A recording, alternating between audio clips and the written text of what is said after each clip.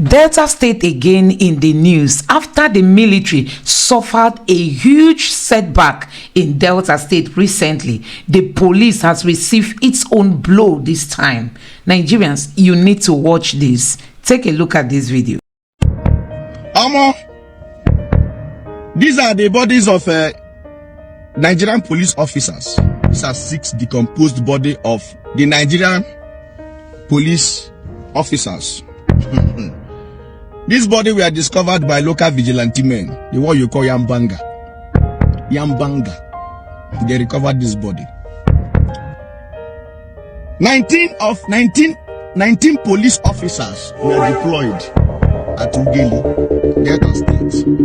And up to this day, 13 is missing. 6 bodies have been found.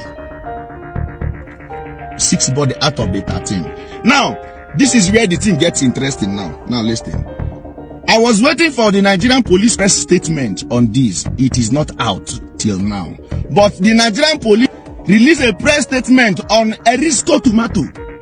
Erisco Tomato statement is out. They released a press statement on the Erisco Tomato, but have not released a press statement on the Nigerian police officer, 19 of our brothers, of our father, of our uncle, of our loved ones. Or is it because they are junior officers? People that were deployed. All of a sudden, 6 bodies found. No press statement on them. You know these press statements now. Oh, blah, blah, blah. Anybody with useful information on the people that should come forward. Like, they have not released even one. Not even addressed it. But they have released press statement on Erisco Tomato where when everything is wrong with Nigeria. I'm telling you, Nigeria really has a problem. Nigeria really has a problem. These are our brothers. I know you meeting your end in your line of duty, serving the nation is not a crime. But at least make our family know what happened. Let us know what happened to our brother, our uncle, and our father. But they are like this. They are quite. Their mouth is like this. So up to today. But you go to their handles, you see a Risco press statement there. A Risco press statement is there, but it says a police officer, 19 missing. No single press statement from them. At least, let them pay them respect now. So guys, this is why sometimes people keep saying, does Nigeria worth dying for? So you can see how they handle their men, honestly. So guys, I'm going to let you watch this video because it is now official that actually the police force lost some of their men in Delta State. It is just recently. They now came out to make it public. Let me allow you to take a look at this. The headquarters of the Nigeria Police has released the identities of 12 policemen, 6 of whom they said were gruesomely murdered, with 6 others still missing while on a rescue operation in Delta State. The police headquarters also confirmed the arrest of 5 suspects. According to a statement signed by Force Public Relations Officer Olumiwa Adejobi, the policemen fell victim to an ambush by armed assailants while undertaking a mission to investigate the disappearance and rescue of 3 of their colleagues in a horror forest, Delta State.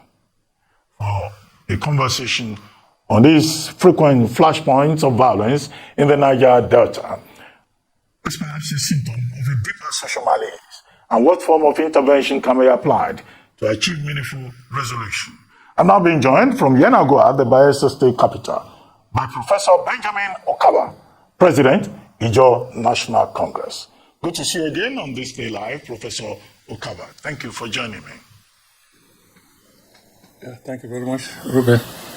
Well, Prof, can you confirm to us that peace is now returning to the affected communities, Okoloba and that the people are returning from the forest, and that the military is scaling down operations in those communities? and that also in Igbomotoru, in Bayelsa State, where you are, that there is an attempt also to make sure that normalcy returns. But generally, what's your take on these developments as president of the Ijaw National Council? Okay, thank you very much. Generally, just like we said earlier, the act of the bandits or criminals who gruesomely massacred 17 soldiers of this country is an attack we have condemned randomly.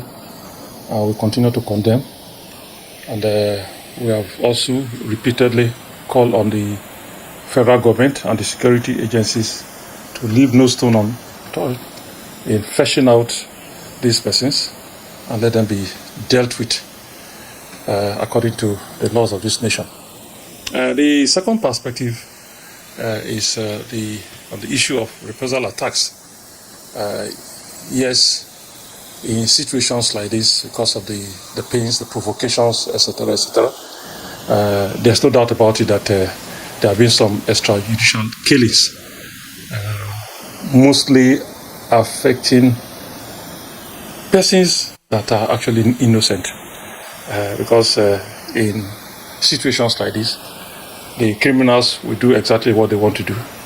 And they are also aware that in no distant time, if they have to waste any time in this thing, they will be attacked. So they will usually flee the communities and allow the vulnerables, the young, the old, to be so affected. And that's actually the situation in Okuama community in Delta State. The reprisals in Igbomotoru actually, yes, for that I even got a letter from the community complaining and seeking our intervention. In that letter, they stated that over 80 persons were murdered. In fact, they were all suspected civilians who were just by the jetties.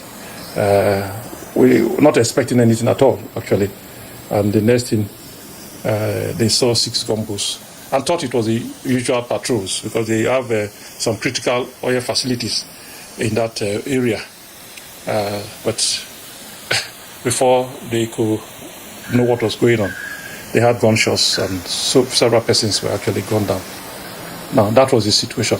Talking about the present state of things, well, it is possible that the relative peace is returning, but I can assure you, judging by what our intelligence reported to us, just about 6 hours ago, there's no peace yet.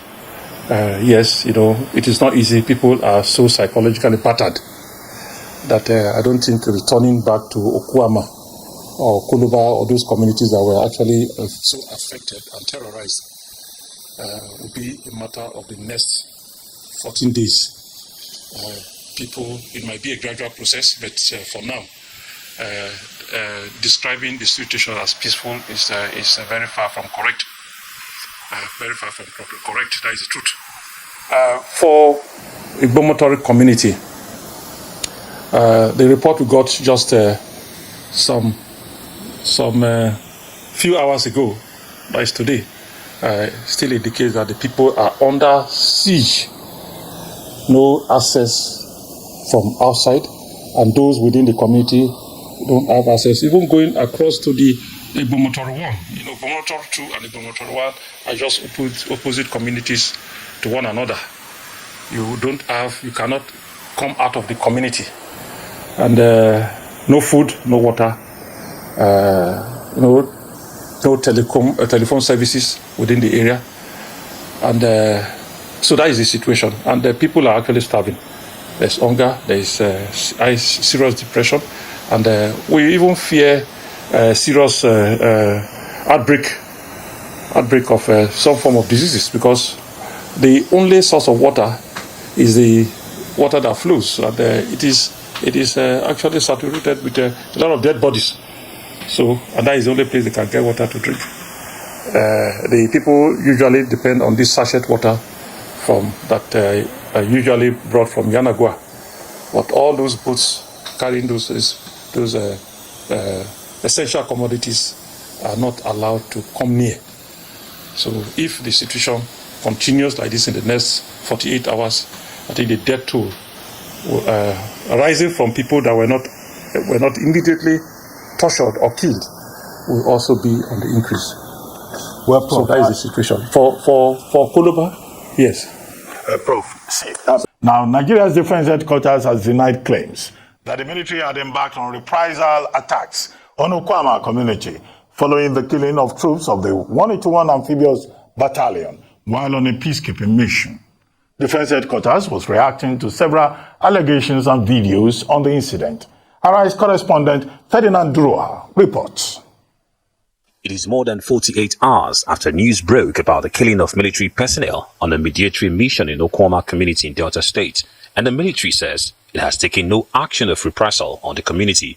The statement by the DHQ follows allegations that the military had killed and burnt houses in Okwama community. Director Defense Media Operations, Major General Edward Buba, says the armed forces, being a disciplined force that complies with rules of engagement, laws of armed conflict and respect for human rights, would be guided by these provisions. The Nigerian Army has also called for a general condemnation of the killing of the troops in Delta State. Spokesperson of the Nigerian Army, Major General Onyema Nwachukwu, says it is regrettable that the community, complicit in this act, has resorted to media propaganda rather than engage in a positive effort to fish out the perpetrators. Meanwhile, the DHQ has released pictures of the slain personnel and is calling for the public to resist the temptation of allowing any videos of their killing from going viral so they will not be dishonored. The Chief of Army Staff, Lieutenant General Tarid Lawaja, also has commiserated with the families of the deceased and directed that no stone should be left unturned until the perpetrators of these acts are apprehended and brought to book. Ferdinand Duroha, Arise News. In the meantime, the military high command on the trail of the killers of 4 officers and 13 soldiers in Delta State has relaxed the siege on Okwama and Okoloba communities, creating an opportunity for the indigents to return to their ancestral homes. This happened as the Delta State Advisory and Peace Building Council condemned the killing, the deadly assault on the soldiers at Okwama, and called on the presidency and the Nigerian Army to open up all access to the affected communities for the uninhibited and safe flow of movement and return by those who fled their homesteads. Security sources who spoke with this day newspaper on Saturday confirmed that the heavy presence of operatives of the Joint Task Force, codenamed Operation Safe Delta, in the affected communities in Ughelli South and Bomadi local government areas of Delta State have been scaled down to create a conducive atmosphere for the people to return. Meanwhile, it's a cry of hunger and starvation for residents of Igbomotoru communities in southern Ijaw Council area of Bayelsa State, as the military continues the mount for the killers of 17 soldiers in Okwama, Delta State. Placing the figure of the dead at 50, the people also pleaded with the military to allow food and humanitarian aid into their communities. So guys, I hope you've seen it for yourself. This is it. So it means that the Nigerian police try to cover the demise of their men, possibly they saw these tweets on the social media, and that was why they came out to make it public. Nigerians, you can see what people are going through when they send their children to join this police force in Nigeria. One keeps wondering, does it worth it? Working for these politicians who are so selfish, so self-centered. They only know about themselves. They don't care about the people. They don't even care about the security agents. So you can see what is happening in Nigeria, where criminality is at its height. I mean, nothing is working, no rule of law. And this government is not even putting heads together to start working on building strong institutions that can save this country. So guys, a whole lot has been happening in Nigeria.